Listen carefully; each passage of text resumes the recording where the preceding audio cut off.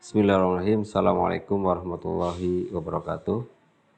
Alhamdulillah, puji syukur kehadirat Allah Subhanahu wa taala, di mana pada hari ini saya akan berbagi pengalaman terkait dengan pengalaman pribadi saya sendiri ketika membekam itu pingsan. Salawat dan salam semoga tercurah kepada junjungan kita Nabi Muhammad Sallallahu Alaihi Wasallam.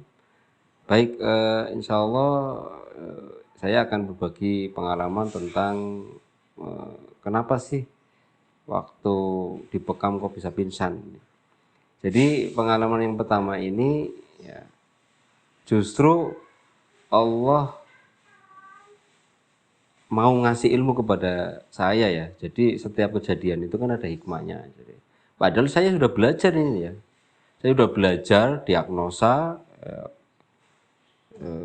sudah belajar agak banyak tentang pengobatan. Nah, kok malah saya punya pasien pingsan itu.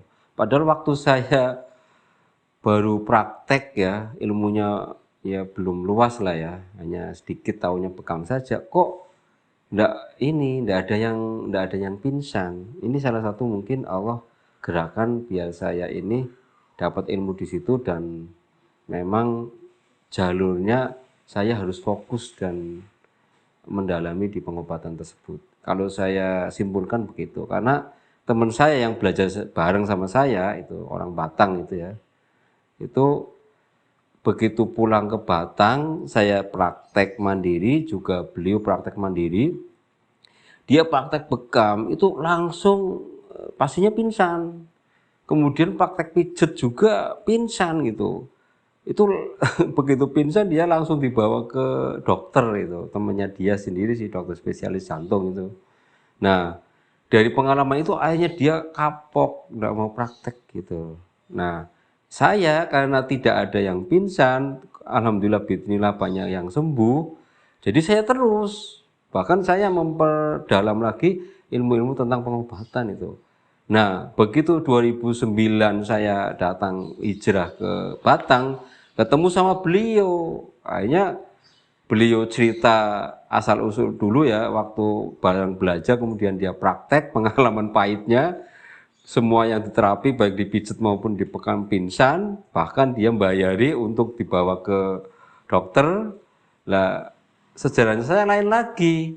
Saya praktek mandiri juga, alhamdulillah bismillah pada sembuh.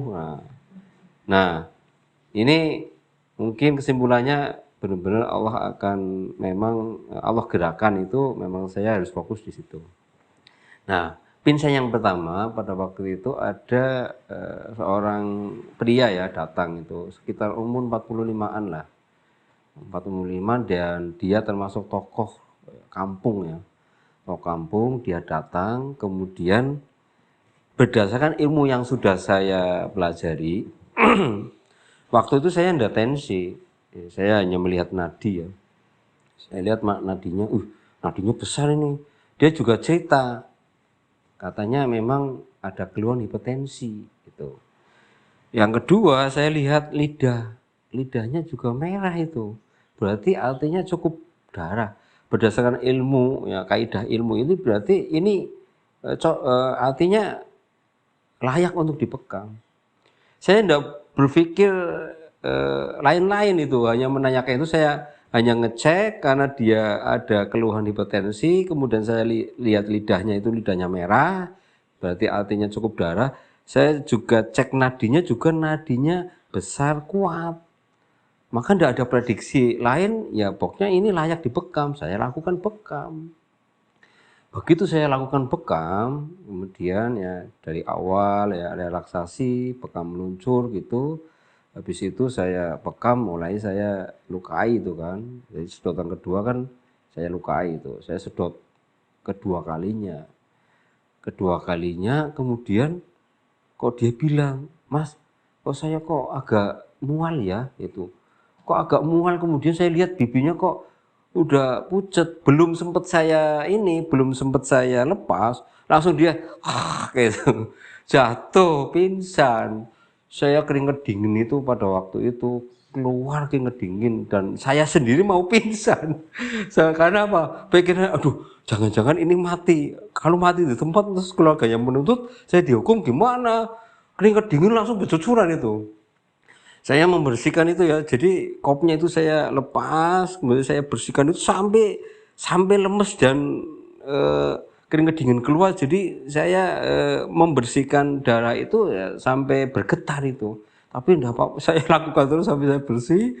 Kemudian waktu itu Budian ya, istrinya Pak Puji itu bilang, oh ini tak bikinkan air ini ya, air ini madu tapi yang air hangat ya. Nggih, ya matur nuwun Bu ya, sambil dipikirin itu terus saya ini apa, saya rawat semua darah yang berjajaran semua saya ambil, saya lap semua bersih. Kemudian saya pijat bagian ini ya, kayak misalnya di sini, kemudian di sini itu saya pijat ya. Pada waktu itu juga jempolnya saya pijat, kemudian dia siuman ya, siuman dia sadar, terus dia duduk, terus dia pindah ke ruang tamu, terus dia duduk. Setelah duduk, kemudian saya tanya ya sebelum saya tanya itu dia langsung senyum. Ya, saya kan kaget, padahal saya habis keringat dingin keluar ini. Dia senyum, kemudian dia bilang, wah Masya Allah, bisa fresh banget, kayak orang bangun dari mimpi gue. Bangun tidur terus kayak sudah tidur lama terus puas banget tidurnya. Nah saya kan kaget, padahal tadi barusan dia pingsan, kok bilang habis pingsan itu kok dia katanya fresh, enak banget, nyaman itu katanya. Terus sambil dia senyum gitu, akhirnya saya tanya, kenapa sih apa ada sesuatu sehingga kok saya bekam kok pingsan, padahal secara cek nadi saya cek nadinya kok cukup, nadinya besar juga bertenaga, lidahnya juga cukup darah karena merah, kok bisa pingsan. Baru dia cerita, Mas maaf tadi saya enggak cerita, selama 3 hari ini sebenarnya saya kurang tidur gitu loh. Saya kurang tidur karena satu, pada waktu itu ya, maksudnya pada saat ini kan ada saya punya ini, jadi saya sebagai tim sukses, ada yang nyalon jadi lurah. Ada nyalon jadi lurah, nah itu jagonya saya diberi amanah untuk sebagai itu tadi tim sukses. Nah, jadi tim sukses ini kan saya sering keluar malam, kemudian tidurnya kurang. Nah, selama 3 hari ini tidurnya kurang karena jadi tim sukses. Yang kedua pas jatahnya ronda gitu. Dari 3 hari ini saya tidur hanya beberapa jam saja itu. Jadi istirahatnya kurang. Nah, ini masalahnya itu. Jadi dari kesimpulan kenapa dia pingsan, ternyata ini adalah kasus yang menipu itu. Berdasarkan analisis kan tadi diagnosa lidah kan enggak mungkin ini loh. Lidah merah cukup darah, nadinya besar, bertenaga, kan prediksinya enggak mungkin ini pingsan, makanya saya lakukan bekam gitu loh. Ternyata ketika dia kurang tidur dan kurang istirahat, jelas kurang tidur dan kurang istirahat kan nguras energi.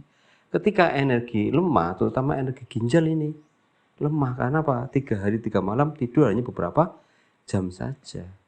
Nah, dengan kondisi seperti itu ternyata dibekam bisa membuat seorang itu pingsan. Jadi kesimpulannya kurang istirahat yang melemahkan dia energinya terkuras itu bisa membuat dia dibekam itu pingsan. Ternyata tidak semua lidah merah itu nadinya besar dan bertenaga itu layak dibekam. Maka dari pelajaran itu saya lebih hati-hati lagi. Berarti Allah mau ngasih ilmu di sini. Ini ya. Nah, berikut pasien berikutnya saya tidak lupa menanyakan istirahatnya kurang apa tidak gitu. Tidurnya cukup apa tidak malam gitu loh. Nah, itu alhamdulillah jadi menguatkan saya dengan teori yang ada bahwa istirahat cukup itu penting sekali untuk orang yang mau dibekam. Jadi biasanya kalau ada pasien datang, ini pelajarannya ya, hikmahnya, kalau ada pasien datang kemudian walaupun dia misalnya lidahnya merah, nadinya itu cukup ya bertenaga ya. Kemudian Saya tanya kok tadi malam bergadang, tidur hanya 1 jam, apalagi habis hubungan suami istri itu, maka saya suruh istirahat, besoknya suruh datang lagi. Terus saya sarankan malamnya kalau bisa tidur kasik, pada Isya langsung tidur, begitu. Nanti misalnya bangun dini hari ya sepertiga malam tidak masalah, yang penting dia sudah cukup untuk tidurnya, istirahatnya, besok baru saya lakukan bekam. Alhamdulillah dengan pola ini, berikutnya saya tidak mengalami pasien pingsan itu gara-gara dia kurang tidur. Demikian, mudah-mudahan pengalaman ini bisa dijadikan ibroh atau pelajaran bagi para pembekam, terutama yang baru-baru jadi praktisi bekam. Alhamdulillah, kurang lebihnya mohon maaf. Assalamualaikum warahmatullahi wabarakatuh.